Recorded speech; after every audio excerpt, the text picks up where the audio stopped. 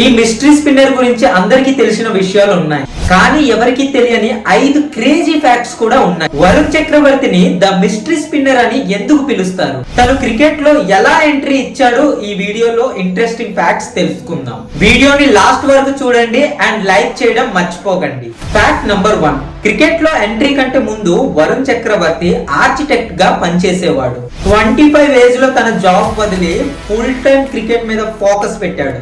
Fact number 2, actual గా వరుణ్ చక్రవర్తి tennis ball తో ఆడటం మొదలు పెట్టాడు. ఆ తర్వాత నార్మల్ లెదర్ బాల్ కి స్విచ్ అయ్యి డైరెక్ట్ గా ఐపీఎల్ వరకు రీచ్ అయిపోయాడు. Fact number 3, Varun Chakravarthy fast bowler గా క్రికెట్ కెరియర్ ని స్టార్ట్ చేశాడు. కానీ రిపీటెడ్ గా నీ ఇంజరీస్ వల్ల స్పిన్ బౌలింగ్ కి షిఫ్ట్ అయ్యి మిస్టరీ స్పిన్నర్ గా మారిపోయాడు. Carrom ball, leg spin, off spin, flipper, ఈ వేరియేషన్స్ తో బ్యాట్స్మెన్ అందరినీ భయపెట్టిస్తాడు.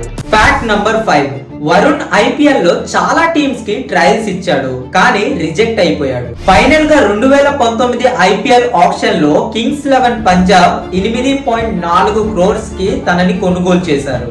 ఈ ఇంట్రెస్టింగ్ ఫ్యాక్ట్స్ మీకు నచ్చితే లైక్ చేసి నా ఛానల్ ని సబ్స్క్రైబ్ చేసుకోండి. Thank you for watching. జై హింద్.